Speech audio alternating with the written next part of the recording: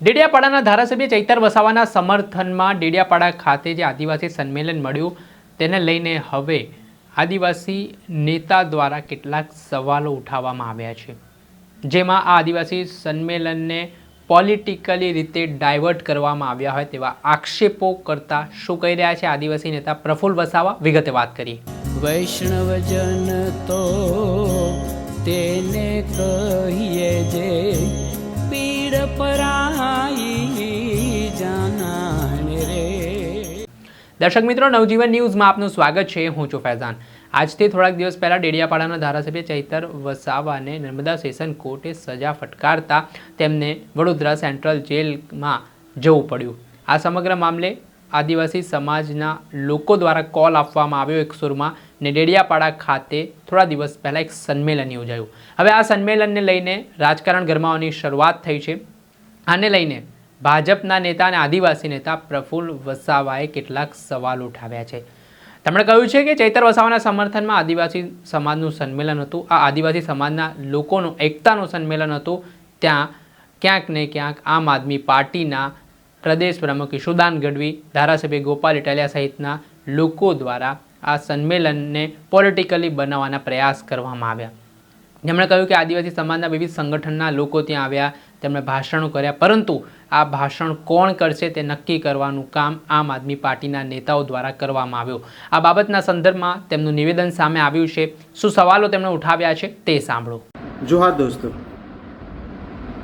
ગઈકાલે ડેડિયાપાડા ખાતે આદિવાસી સમાજનું સંમેલન બોલાવવામાં આવ્યું. આદિવાસી સમાજને કહેવામાં આવ્યું કે ડેડિયાપાડા ખાતે આ આદિવાસી સમાજનું આ એકતા માટે, આદિવાસી સમાજના નેતૃત્વ માટે અને આદિવાસી સમાજને એક કરવા માટે આ સંમેલન આપણે કરી રહ્યા છીએ. આ સંમેલનમાં જે કંઈ બી આપણા આદિવાસી સંગઠનો ગયા બિન રાજકીય હતા, કારણ કે બિન રાજકીય રીતે આ સંમેલનનું આહવાન કરવામાં આવ્યું હતું. જેલમાંથી ધારાસભ્ય ચૈતરભાઈ વસાવાએ પોતાના ધર્મપત્ની વર્ષાબેન વસાવા દ્વારા પણ મેસેજ મોકલવામાં આવ્યો કે મારો સમાજ એક થાય અને મારા સમાજ થકી આ આંદોલન કે આ સંમેલન કરવામાં આવે.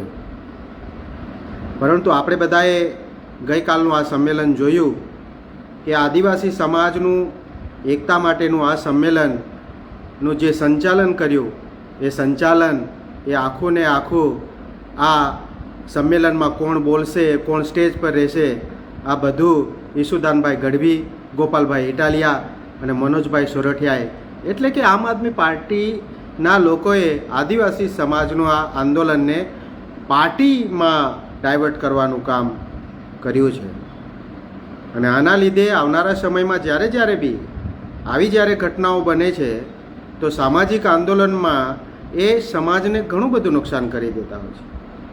આપણે અગાઉ પણ જોયું છે કે જ્યારે નર્મદા તાપી પાલ લિંક યોજનાનું જ્યારે આંદોલન ચાલતું હતું અને આપણે દરેકે દરેક વ્યારાથી લઈને ડાંગથી લઈને વલસાડથી લઈને દરેક જગ્યાએ આદિવાસી સમાજ લાખોની સંખ્યામાં બિન રાજકીય રીતે ભેગો થતો હતો. પરંતુ જ્યારે ગાંધીનગરની અંદર જ્યારે આખો સમાજ નર્મદા તાપી લિંક યોજનાને રોકવા માટે ભેગો થયો અને ત્યાં આખું ને આખું આ આંદોલન એ કોંગ્રેસ દ્વારા હાઈજેક કરી લેવામાં આવ્યું અને લોકોએ જોયું અને એટલા માટે ત્યાર પછી આ આંદોલનમાંથી આદિવાસી સમાજના આગેવાનો અને સામાજિક સંગઠનો જે બિન રાજકીય રીતે કામ કરે છે તેઓ આ આંદોલનમાંથી ખસી ગયા હતા અને આ આંદોલનમાં ઘણું નુકસાન થયું. એવી જ રીતે ડેડિયાપાડા ખાતે જ્યારે આદિવાસીઓ પાસે પોતાનું નેતૃત્વ છે, આદિવાસીઓ પાસે પોતાનો નિર્ણય શક્તિ છે, આદિવાસીઓ પોતે આવા સંમેલનો કરી શકે છે, પરંતુ આ સંમેલનોનો જ્યારે કરતા હરતા ધરતા એ ગોપાલ ઇટાલિયા હોય, ઈશુદાનભાઈ ગઢવી હોય, મનોજ સોરઠિયા હોય, એવી રીતે સ્ટેજ પરથી આખું સંચાલન થયું અને આનાથી ઘણા આદિવાસી સંગઠનો અને સમાજ પણ નારાજ થયો છે. એટલે વર્ષાબેન દ્વારા જેવી રીતે આ સમાજને આહવાન કરવામાં આવ્યું તો વર્ષાબેને પણ આ સંદેશો લેવાની જરૂર છે અને ધારાસભ્ય ચૈતરભાઈ વસાવાએ પણ આ સંદેશો લેવાની જરૂર છે કે સમાજના આંદોલને સમાજના રહેવા દો.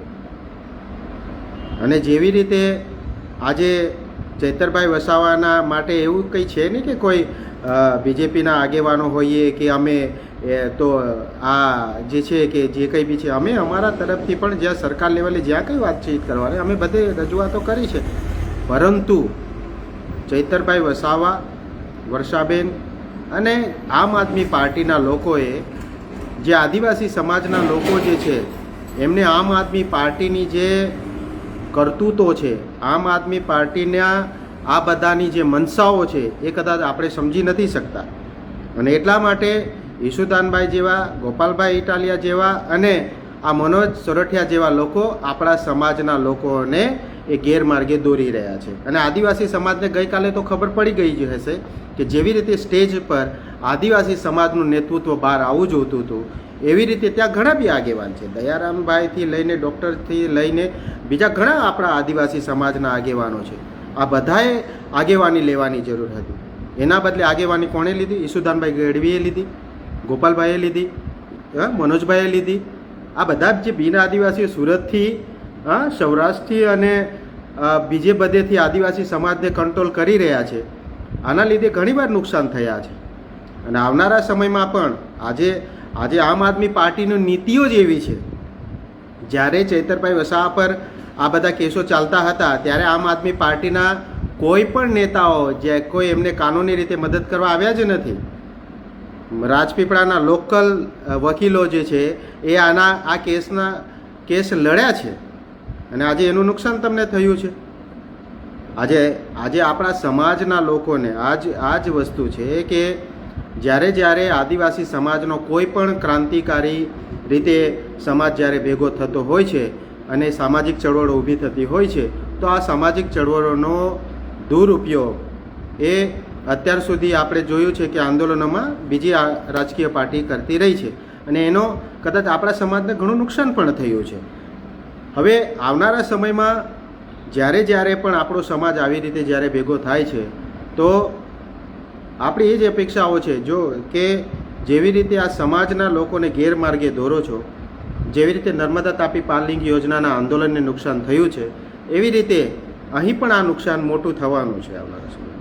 કેમ કે ઈશુદાનભાઈ ગઢવી જે છે એ ક્યારેય પણ બોગસ આદિવાસી સર્ટિફિકેટમાં ક્યારેય આદિવાસી સમાજની સાથે નથી રહ્યા. ઉલટાનું એ આદિવાસી સમાજના વિરોધમાં રહેલો માણસ આજે આદિવાસી આંદોલનો નેતૃત્વ કરવા દોડી આવે છે. આજ દિન સુધી મનોજભાઈ સોરઠિયા હોય કે ગોપાલભાઈ ઇટાલિયા હોય, એ આદિવાસી ખોટા બોગસ સર્ટિફિકેટ હોય છે ક્યારે આદિવાસીઓનું નેતૃત્વ નથી કરતા, ક્યારે ભીલ પ્રદેશ મુદ્દે એ લોકો આંદોલનમાં સમર્થન સુધી નથી આપતા. તો પછી આદિવાસી નેતૃત્વ આદિવાસીઓના આટલા મોટા આંદોલનનું આવા લોકોના રવાડે, આવા લોકોના હાથમાં કેવી રીતે આ સમાજ આપી શકે છે? એટલે આદિવાસી સમાજે ગઈકાલના આંદોલનની ખાસ નોંધ લેવાની જરૂર છે અને આ નોંધ ચૈતર વસાવા સુધી પણ જાય અને એમને પણ ખબર પડવી જોઈએ કે આદિવાસીઓનું જ્યારે અલગ નેતૃત્વ ઊભું થતું હોય તો એનું સંચાલન એ આદિવાસીઓના હાથમાં રહેવું જોઈએ. અત્યાર સુધી આદિવાસી સમાજના લોકોને જ્યારે બી આવી રીતે છેતર્યા છે તો એનું નુકસાન એ આદિવાસી સમાજને થઈ રહ્યું છે.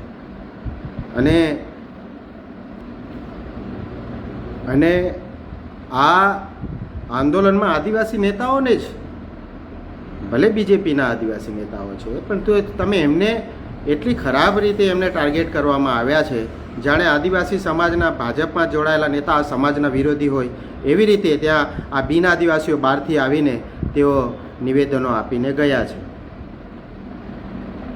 ગુજરાતની અંદર જેવી રીતે ભૂપેન્દ્રભાઈ પટેલની સરકાર દ્વારા હર્ષભાઈ સંઘવી જે આપણા નાયબ મુખ્યમંત્રી છે એમના પ્રયાસો રહ્યા છે. એમણે પણ 18 દિવસની જે માતા છે, જે બાળક છે, એ બંનેને પણ ન્યાય મળે એના માટે સરકાર તરફથી એમને જામીન મળે એના માટે સરકાર દ્વારા કોઈ પણ જાતનો વિરોધ કરવામાં નથી આવ્યો. સરકારી વકીલને આદેશ કરવામાં આવ્યો કે એમને જામીન મળે તો સરકારને કોઈ વાંધો નથી અને સરકારે વાંધા અરજી રજૂ નહીં કરી. એટલા માટે આજે 18 દિવસનું બાળક જે છે એની માતા સાથે જેલમાંથી બહાર આવ્યા છે. તો ગુજરાતની સરકારનો પણ આપણે બધાએ પણ આભાર માનવો જોઈએ અને સાથે સાથે આપણે એ પણ સમાજને અને ચૈતરભાઈને એ પણ મેસેજ આપવા માંગીએ છીએ કે જેવી રીતે આમ આદમી પાર્ટીની જે નીતિઓ છે હજુ પણ તમે સમજવામાં ભૂલ કરો છો અને આમ આદમી પાર્ટીનો આ જ નીતિઓ આપણી ઉપર ખોટા કેસો કરાવતી હોય અને આપણને ક્યારેક આ કાનૂની રીતે સકંજાઓમાં આપણે બધા ફસાઈ જતા હોઈએ છીએ અને કદાચ આ પાર્ટીઓ તો ખસી જતી હોય છે પરંતુ એનો ભોગ જે છે આજે ચેતરભાઈ વસાવા સાથે બીજા અન્ય લોકો પણ એનો ભોગ બન્યા છે. એટલે આમ આદમી પાર્ટીની આવી હલકી જે રાજનીતિ છે એ રાજનીતિને આદિવાસી સમાજ આવનારા સમયમાં ઓળખે સમજે એ જ અમે વિનંતી કરીએ છીએ.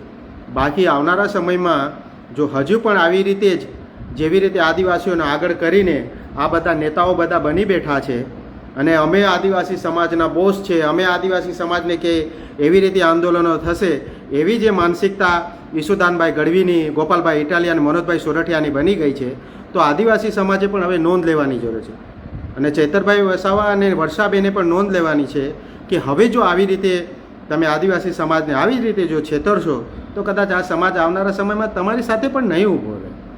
કારણ કે છેતરાયો છે ગઈકાલે આદિવાસી સમાજ ડેડિયાપાડાની અંદર.